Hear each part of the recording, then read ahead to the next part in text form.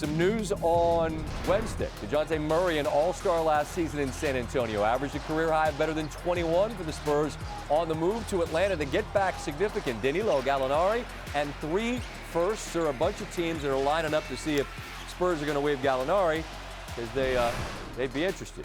Wizards and Nuggets have agreed to a trade, which lands the Wizards Will Barton and Monte Morris in exchange for Kentavious Caldwell-Pope and Ish Smith. Is it me or is this that Spider-Man meme where they're both pointing at the other one like, hey, are we the same?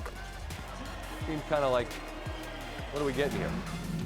Stay in D.C. Bradley Beal declines his $36+ million option, which makes him a free agent. The 29-year-old, who has spent a decade with the Wizards, can sign a 5-year max and remain with Washington. The most he can get elsewhere is a 4-year max. James Harden did the same thing in Philadelphia, but he passes on more money, $47+ million. The expectations that he'll remain with the Sixers as they attempt to reshape their roster to try to make a championship run, and this is something that they have been discussing together since Philadelphia's season came to an end. Beal and Harden now officially unrestricted. Jalen Brunson, Zach LaVine, same deal. Patty Mills, Bobby Portis also declined player options to become unrestricted free agents. Among the restricted free agents are Suns center Deandre Ayton, Hornets swingman Miles Bridges. Teams can match the offers that any of the restricted free agents sign if they wish to retain them. Bobby Marks already knows all this. He's kind enough to sit through the explanation to give us some context on what we've seen and what you think we'll see. The Dejounte Murray move on paper looks kind of interesting, right? But he's had the ball in his hands, and now you play with Trae Young, and you don't often have the ball in your hands. What do you see here kind of both ways as you look at it?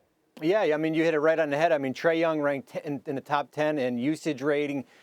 Murray ranked in the top 25. So who's going to be comfortable playing off the ball, and is that going to be Trae Young basically sacrificing here? So I think, Scott, when you look at a trade like this, if you're Atlanta with these draft picks, you only have one swing at the fence here. And when you move out 3 first-round picks, you better get it right here. And I think, for me, I'm curious because San Antonio has basically given up on a player who's 25 years old and is on a really good contract. So it's going to be interesting as far as how that fit works. All right, the expectations for Harden and Beal as they decline. I mentioned the expectations of Harden, I guess, is supposed to stay in Philly, and I think most feel like Beal would stay in D.C. Is that where we are?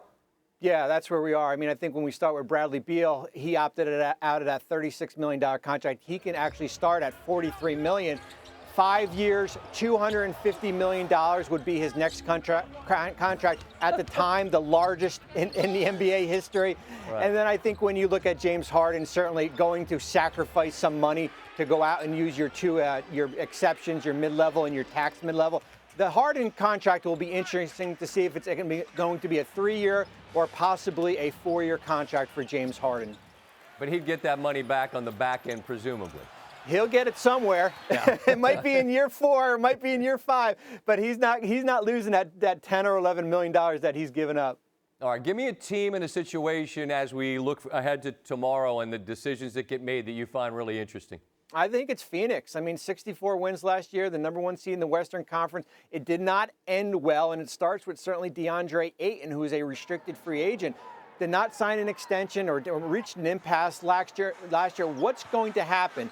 The market out there for Ayton is not there when you basically just look at Indiana as really the only team that can sign him outright with cap space. So is it back to Phoenix? And I think there is a big drop in the standings if Ayton does not return, or the package of players is a little bit underwhelming. This team could be competing for that 5 or 6 seed.